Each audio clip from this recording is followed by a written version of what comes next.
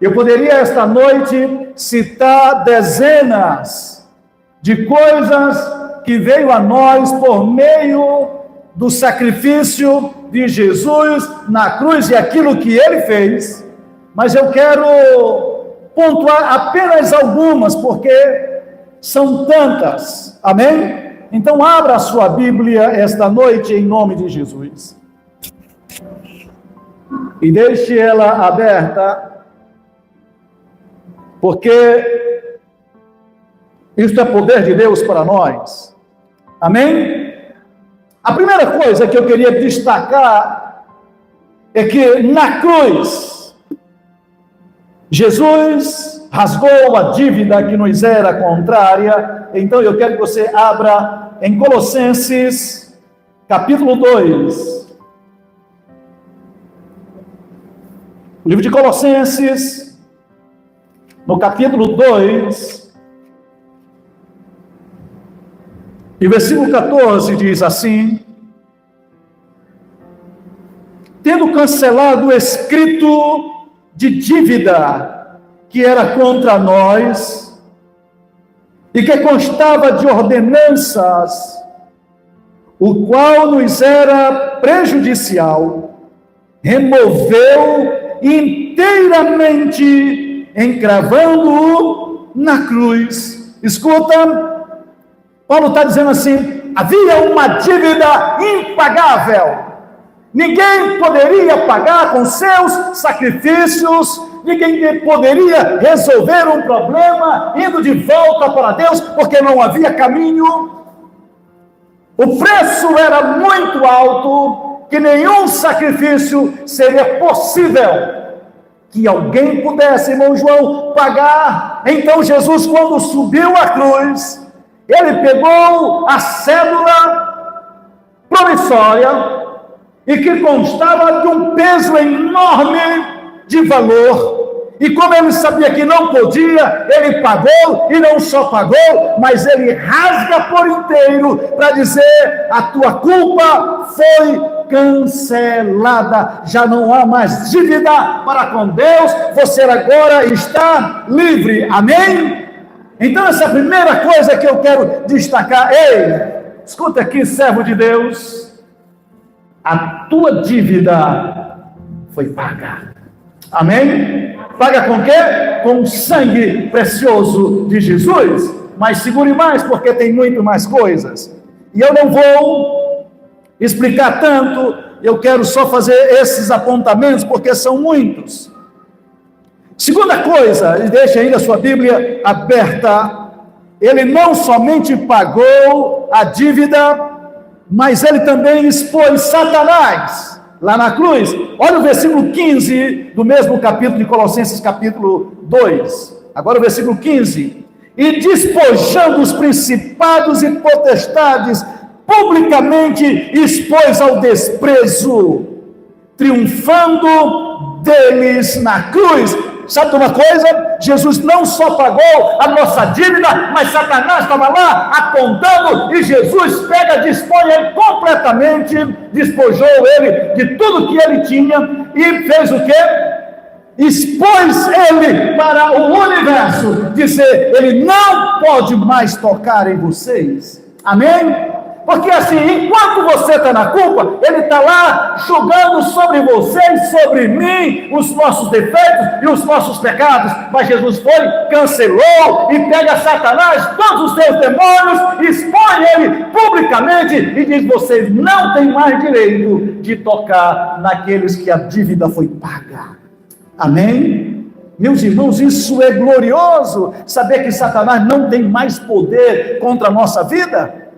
Saber, lembra que nós estávamos mortos nos nossos delitos e pecados, mas ele nos deu vida, isso é Efésios capítulo 2, e éramos por natureza filhos da ira, andando segundo o príncipe da potestade do ar, ou seja, Satanás é quem dominava o cenário, e as pessoas estavam debaixo. Mas quando Jesus vem e paga a dívida, e mostra a Satanás publicamente que ele não pode mais tocar em você, meu querido, aí você já não anda mais segundo a carne, nem segundo os preceitos do mundo, mas você agora segundo Deus, amém?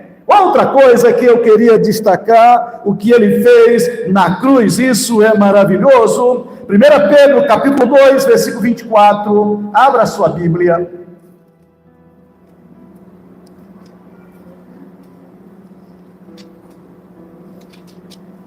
Dois, 24.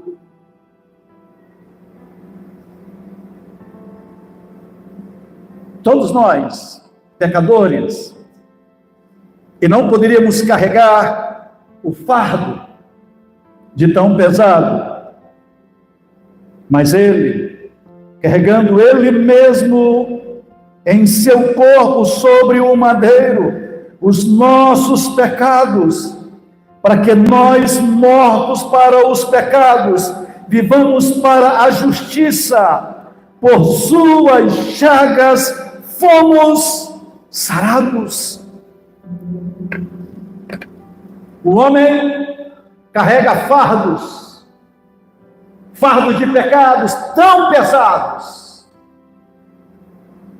Mas quando esse homem vem a Jesus, ele percebe que Jesus levou o pecado de toda a humanidade. Isso significa dizer que qualquer pecador que chegar a Jesus, ele sabe que os seus pecados foram, Jesus carregou no seu próprio corpo quando carregava o madeiro, para que a gente que agora não viva mais segundo o pecado, mas viva para a justiça de Deus, ou seja, os nossos pecados também foram carregados por Jesus. Amém? Então não tem mais dívida, amém? Satanás não pode mais tocar. Hoje você tem vida e vida em abundância, quando estávamos mortos, tudo bem? Agora também ele faz o quê? Ele mostra que ele carregou cada pecado de cada ser humano, de todos aqueles que nasceram até os que ainda haverão de nascer. Todos eles têm a possibilidade de um pecado não ter mais domínio sobre ele. Se pudéssemos, eu queria estudar hoje só o capítulo 6 de Romanos, e aí vocês iam ver quão grande coisa Deus fez perdoando os nossos pecados. Mas não tenho tempo hoje suficiente para isso, então eu vou dizer mais outra coisa. Quero também falar aquilo que Hebreus capítulo 10, continue de Bíblia aberta, Hebreus capítulo 10, versículos 19 e 20, esse é um texto maravilhoso. Hebreus 10, 19. Tendo, pois, irmãos, intrepidez para entrar no Santo dos Santos pelo sangue de Jesus, pelo novo e vivo caminho que ele nos consagrou, pelo véu, isto é, pela sua carne. Escuta.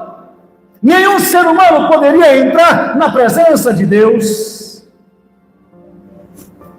Mas lá na cruz, quando Jesus derramou o seu sangue, ele abriu um novo e vivo caminho para adentrarmos diante da majestade de Deus, não só no átrio, não só no santo lugar, mas no Santo dos Santos. E agora, não é nesse tabernáculo terrestre, mas ele está se referindo a entrar diante do trono de Deus, e o próprio escritor aos Hebreus diz que devemos entrar com confiança diante do trono de Deus. Ei, escuta aqui, aos perdoados, ele abriu um caminho, então você pode entrar, e você entra por meio do seu sangue. Seu sangue é a sua vida. Ei, nós temos direito de entrar no Santo dos Santos, porque Jesus abriu o caminho para nós.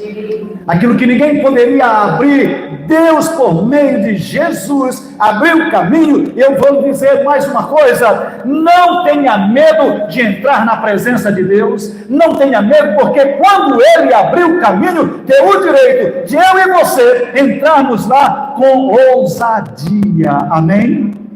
Escuta aqui, irmãos. Você já pensou em entrar no Santo dos Santos? Saber que Deus é santo e tão santo como Ele é. E Jesus disse: você pode entrar diante dele.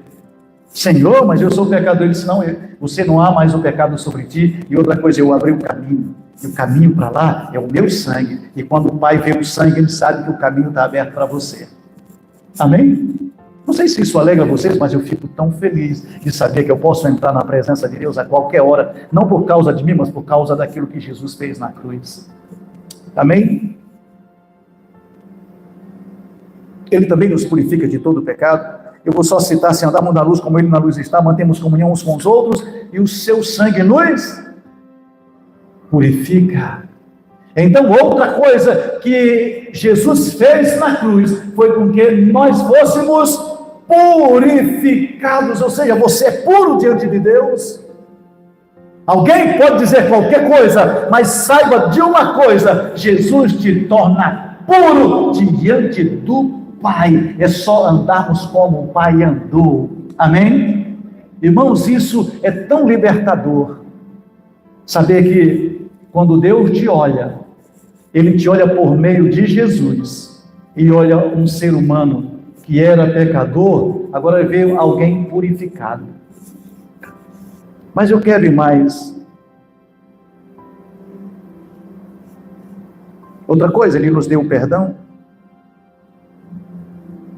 Lembra quando Ele disse na cruz: Pai, perdoa-os, porque não sabem o que fazem.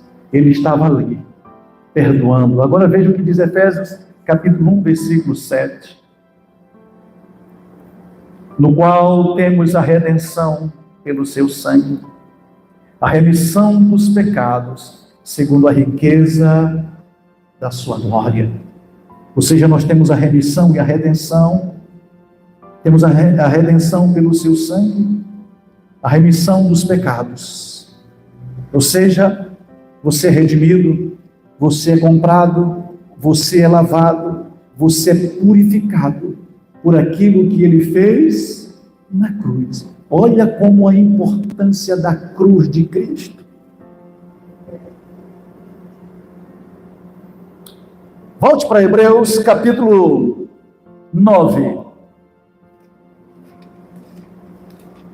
Hebreus capítulo 9, versículos 14 a 17. Ali ele faz uma nova aliança e um novo testamento. Vocês lembram, quando vocês encontram, eu quero que todo mundo abra a sua Bíblia. Quando Deus diz por meio de Jeremias 31 a 34, quando ele diz assim: eis aí vem dias, diz o Senhor, e farei uma nova aliança com a casa de Israel e com a casa de Judá, não mais como a aliança que eu fiz com eles no deserto, porque os seus pais anularam a minha aliança.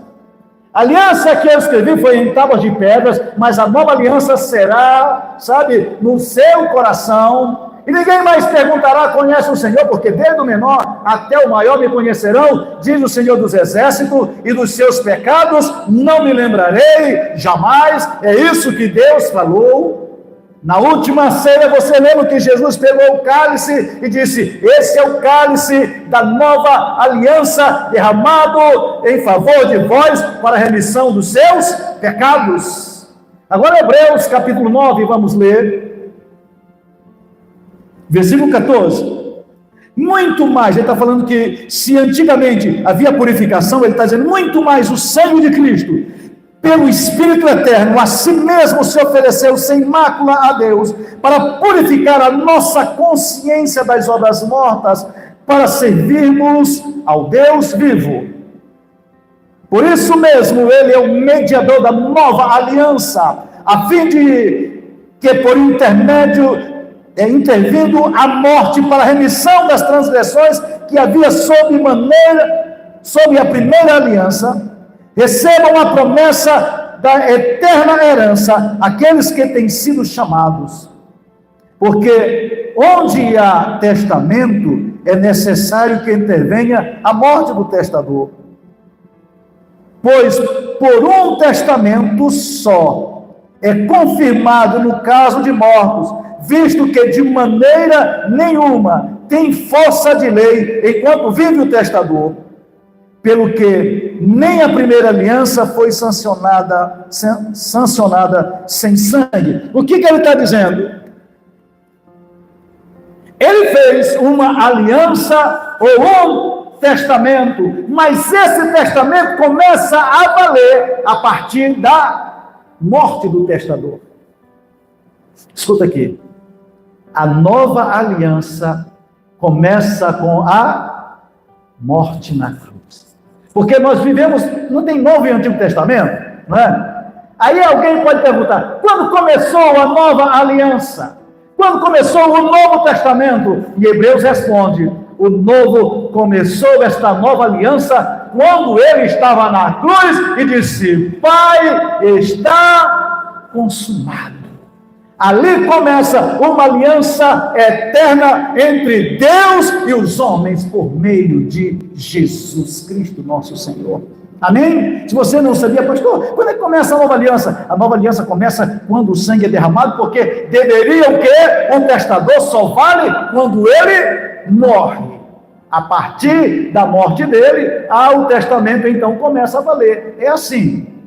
Você tem uma casa, você tem uma família e faz um testamento. Enquanto a pessoa está viva, espera-se, não é? A pessoa não pode apossar-se da sua herança. Só depois que morre. Então, é dividido a herança. É exatamente isso que Jesus estava fazendo.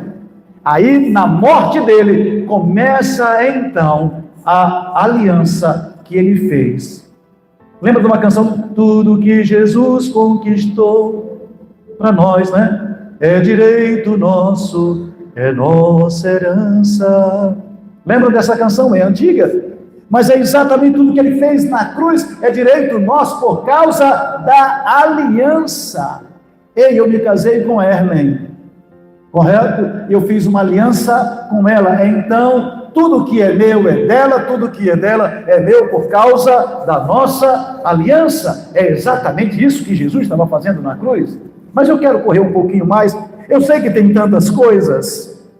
Fomos feitos criaturas, novas criaturas. Quem está em Cristo, vamos lá, não vou nem ler, 2 Coríntios 5,17, todos vocês sabem, quem está em Cristo, nova criatura, as coisas velhas passaram, e eis que tudo, por causa da cruz, por causa da aliança, e você está nele, tudo ficou para trás, o pecado, a velha vida, todas as coisas que te condenavam, ficou para trás, e então tudo se fez novo. Amém?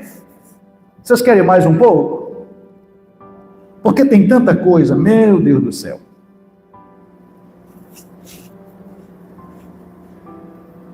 Na sua morte, olha Apocalipse capítulo 1, versículo 18.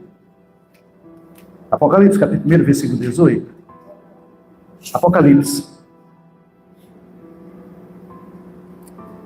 Depois continue em Apocalipse, que eu tenho algumas coisas ainda para falar sobre Apocalipse.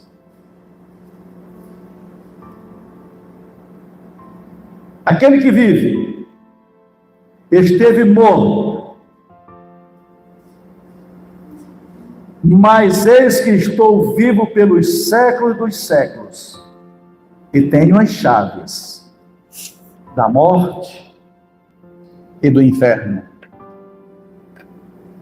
Quando ele morre, ele tira a autoridade, tanto da morte, quanto do inferno. Essa história, ou essa palavra aqui de chave, tem a ver com autoridade. Escuta, nem o inferno. Lembra que ele diz? Lembra quando ele disse para Pedro, lá em Mateus 16? Quando ele pergunta, quem diz os homens ser o filho do homem? E cada um vai dizendo uma coisa. E ele perguntou, e tu, o que vocês dizem? Aí Pedro disse assim, tu és o Cristo, o Filho do Deus vivo. Ele disse, bem-aventurado é tu, Simão Bar-Jonas, que não foi carne nem sangue, mas o meu Pai, que tu revelou, não é? Aí ele vai e diz assim, e as portas do inferno, porque eu edificarei a minha igreja nesse fundamento, né? E aí que o Cristo é o Filho do Deus vivo, e as portas do inferno não prevalecem. Por que não prevalece? Porque você está com quem tem a chave da morte e do inferno, ou seja, a autoridade. Você serve um Deus que não tem só autoridade entre os homens, mas do próprio inferno, da própria morte. Porque, irmãos, se há um poder grande na vida, é da morte, não é? Só quem venceu a morte é que tem poder sobre ela. E ele então, ele faz dizendo: eu estive morto, mas eis que estou vivo pelos séculos dos séculos. Sabe uma coisa? Nem a morte, nem o inferno poderão com vocês, porque vocês estão comigo. Amém? Creia nisso e você terá uma vida muito mais do que vencedor, porque você sabe quem você é e em quem você está ligado, e essas coisas não terão domínio sobre as nossas vidas. Amém? Bem, uma outra coisa, ele não só foi ao inferno e tomou a chave da mão da morte e do inferno, não foi só isso. Olha o que ele, abra em 1 Pedro capítulo 3, essa aqui é boa. 1 Pedro capítulo 3, se você não sabia disso, então ouça por favor. 1 Pedro capítulo 3, versículo 18 a 20.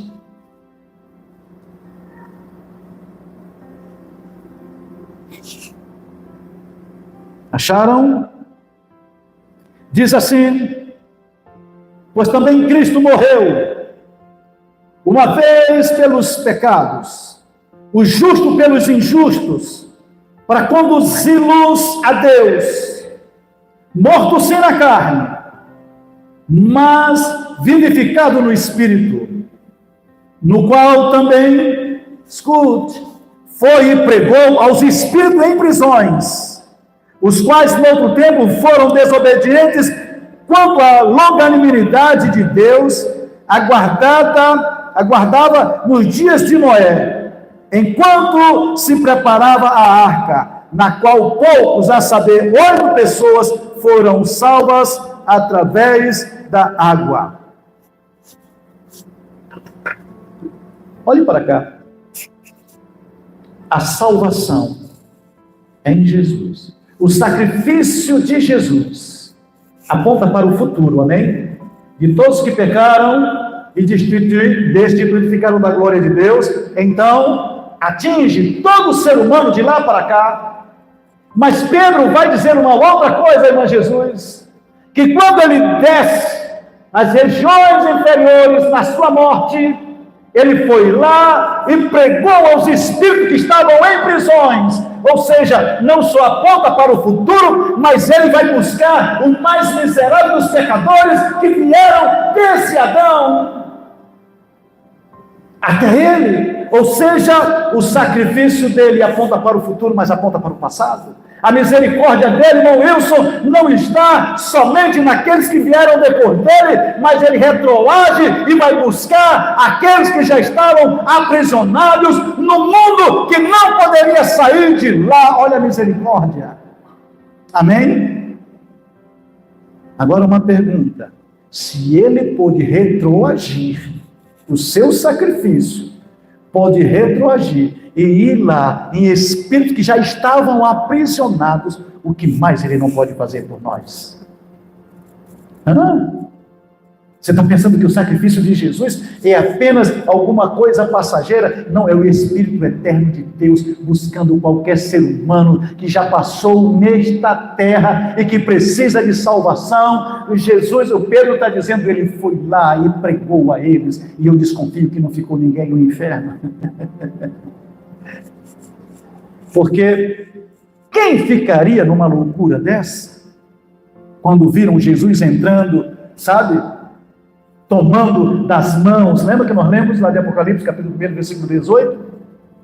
Tomando as chaves de Satanás, tomando a chave do inferno, tomando a chave da morte, pisando, lembra do que ele diz lá em Gênesis, capítulo 3, versículo 15? Ele lhe ferirá o calcanhar, ou tu lhe ferirás o calcanhar, e ele ferirá a sua cabeça, e ele entra no inferno e pisa a cabeça de Satanás, toma a chave da morte do inferno, entendeu? Prega aos espíritos em prisões. Imagina se fica alguém lá, porque sabe que aquele que dominava sobre eles agora é dominado por um poder ainda maior, muito mais poderoso, e que poderia tirá-los de lá e levá-los de volta para Deus. Amém?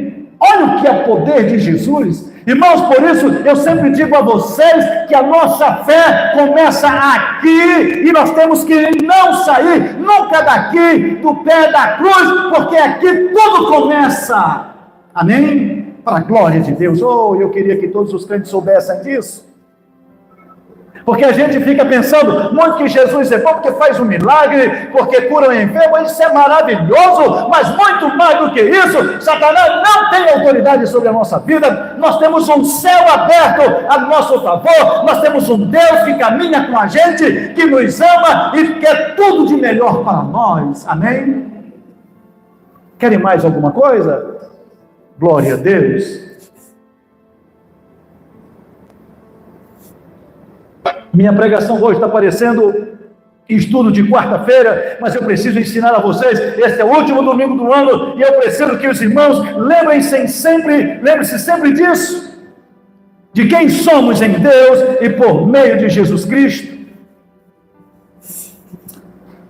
Outra coisa, irmãos, depois da ressurreição, que foi que ele aconteceu? Lembra que ele venceu a morte? Mateus 28, Marcos 16, Lucas 24, João 20, tudo fala sobre a ressurreição dele.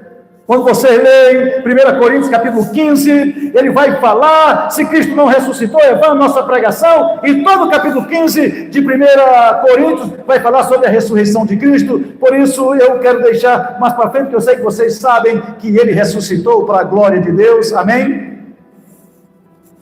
Depois que ele ressuscitou, irmã Daniela, vamos ver o que diz Mateus capítulo 28, versículo 18.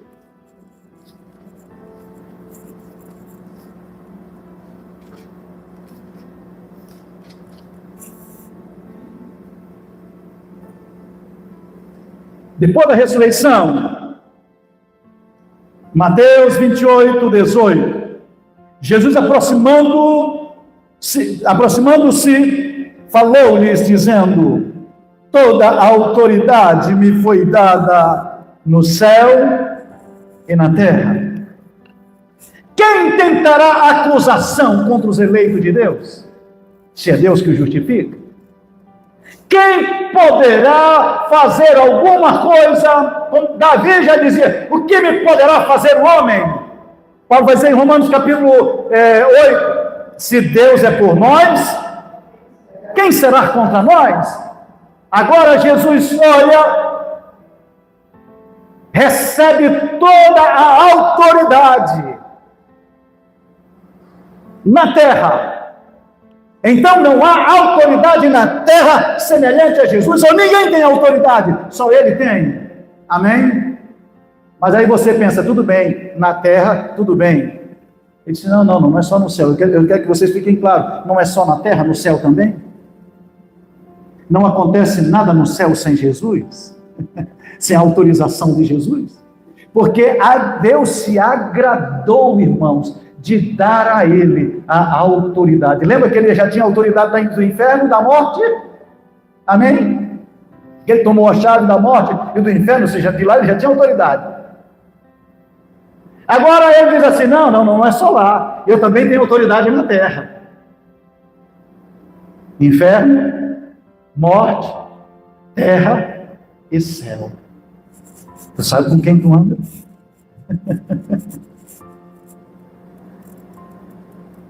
Tu sabe quem é Jesus? Se Satanás disser que tu vai para o inferno, dizer, ei, não. Aquele que tem a chave está comigo. Eu vou te matar, ei, fica tranquilo. Ele tem a autoridade sobre a morte. Na terra, qualquer coisa que vai acontecer, sabe o que ele disse? Em meu nome.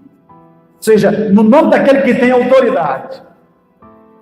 Imagina que você é um representante da lei e alguém diz assim, olha, por exemplo, você é um policial. Você recebe a autoridade do Estado para cumprimento da lei. Não é assim? E as pessoas têm que obedecer, porque se não obedece, o problema não é pessoal, o problema da pessoa é com o Estado.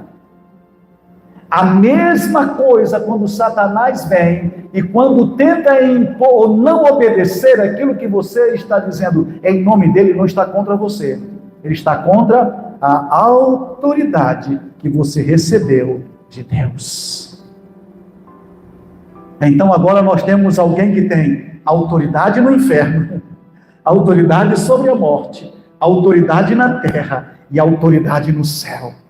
Ninguém pode com aqueles que andam com Jesus. Amém? Vocês estão felizes? Oh, Jesus. O que mais, pastor? Deus o exaltou a essa autoridade. Vamos ver o que diz Filipenses. Eu sei que vocês conhecem o texto, mas é bom ler até para ficar claro. Filipenses capítulo 2, eu quero ler só o 9 e o 10. Ele vem falando da morte de Jesus a partir do versículo 5. Mas o 9 ele diz assim: pelo que também Deus o exaltou soberanamente. Quem exaltou ele? Deus. Se você olhar nos versículos anteriores, ele se humilhou. Mas no versículo 9, agora Deus vai o exaltar. Ele deu nome. Nome de autoridade acima de todo nome. Para que ao nome dele se dobre todo o joelho. Onde? No céu, na terra e debaixo da terra. Ele está dizendo em todo o universo.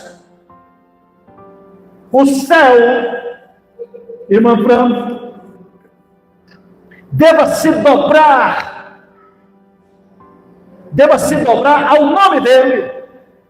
Na terra, todos os homens devem se dobrar diante dele, e se houver alguma coisa debaixo da terra, também tem que se dobrar. Aliás, se for lembrar daquilo que Salomão fala, o inferno é para baixo. Lembra? Salomão vai dizer que o inferno é para baixo. Então, até no inferno, tem que se dobrar ao nome dele. No céu, onde é que a gente encontra um texto que vai falar do céu? Vamos ler o Salmo 24? Eu mandei vocês ler, hoje é dia de Bíblia, tá? Salmo 24. Não estava no meio script, é porque eu vou me lembrando de alguns textos.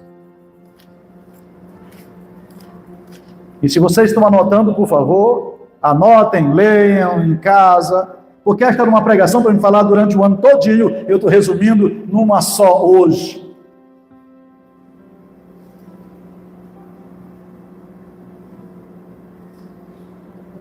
Eu disse, onde está? Salmos 24. Olha o que diz o versículo 7. Levantai, ó portas, as vossas cabeças. Levantai-vos, ó portais eterno, para que entre o Rei da Glória. Aí tem a pergunta: quem é o Rei da Glória? O Senhor forte e poderoso, o Senhor poderoso nas batalhas. Levantai, ó portas, vossas cabeças, levantai, ó portais eternos, para que entre o Rei da Glória. E a pergunta novamente: quem é esse Rei da Glória? E a resposta é: o Senhor dos Exércitos. Ele é o Rei da Glória. Amém? Os comentaristas bíblicos estudiosos dizem que esse é um salmo que, quando Jesus volta, sabe, quando ele foi assunto aos céus, os anjos do Senhor disseram: levantai, ó portas, as vossas cabeças, para receber o Rei da Glória. Amém?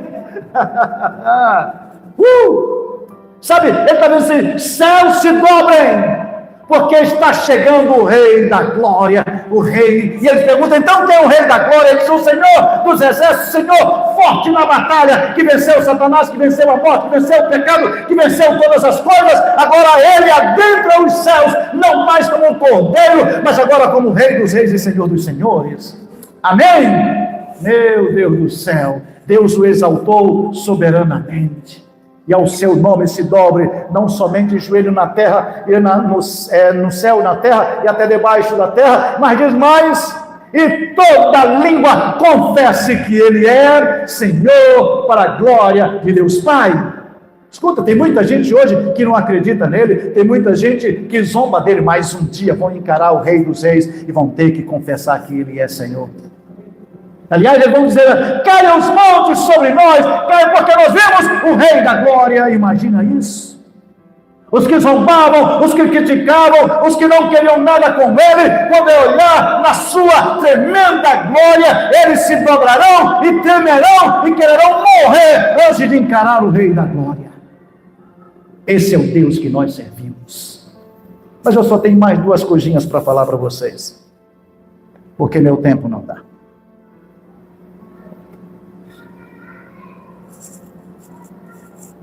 Depois da ressurreição, e só depois dela, ele enviou o seu Espírito. Lá de Atos capítulo 2, né? Que ao completar-se os dias de Pentecoste, então ele enviou o seu Espírito, eles ouviram como o som de muitas águas, né? E distribuída entre os irmãos, línguas como de fogo, e um vento impetuoso encheu toda a casa, e ele enviou o seu Espírito. Lembra que ele disse em João 16, importa que eu vá, porque se eu não for, o Consolador não virá, mas quando ele vier, ele ficará para sempre com vocês. Ele está vendo assim, olha, eu tenho que morrer, eu tenho que passar pela cruz, eu tenho que ressuscitar, e eu tenho que voltar para o céu, porque se eu não for, o Espírito não vem. Ele disse, então é necessário que eu vá. Aí depois da morte e ressurreição, ele enviou o quê? Seu Espírito, para habitar em nós. O que mais eu poderia dizer? Ele comissionou a igreja também. Só depois disso, eu vou só citar que vocês conhecem, Marcos 16, 15, quando ele disse, ide por todo mundo e pregai o evangelho a toda criatura. Lembra? Quem crê for batizado será salvo, quem não crê será condenado. Lembram disso? Ou seja, ele deu uma missão à igreja, depois que ele ressuscita, ele disse, agora é a hora de vocês irem. Aí os discípulos, lá em Atos capítulo 1, ele disse, Senhor, quando sucederão essas coisas? Sabe, quando vai acontecer que tu vai te restaurar o reino a Israel? Ele disse, isso não vos compete saber, tempo nem época, mas recebereis poder que é descer sobre vós, o Espírito Santo, e ser minha testemunha, tanto em Jerusalém como em toda a Judeia e Samaria, e até aos confins da terra. Ele estava dizendo, compete a vocês, sabe, e levarem a missão, levar esse evangelho, para que outros saibam aquilo que vocês já receberam, e recebam e tenham aquilo que vocês já têm. Amém? Então, depois da cruz, ele manda então que a gente faça a obra. Oh Jesus, eu tinha tanto.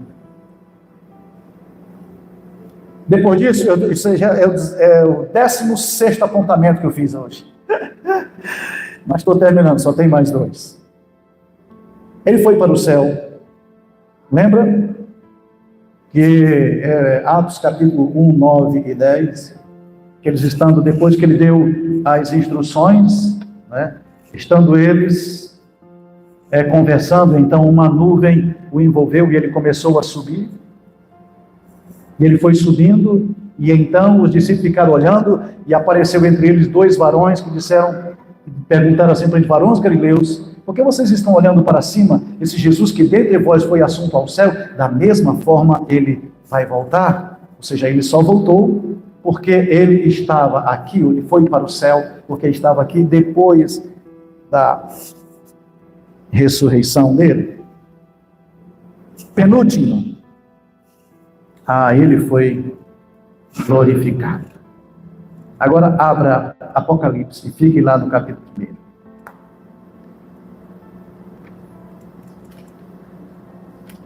Se todos os crentes vivessem nessa expectativa. Apocalipse capítulo 1, versículos 5 e 6.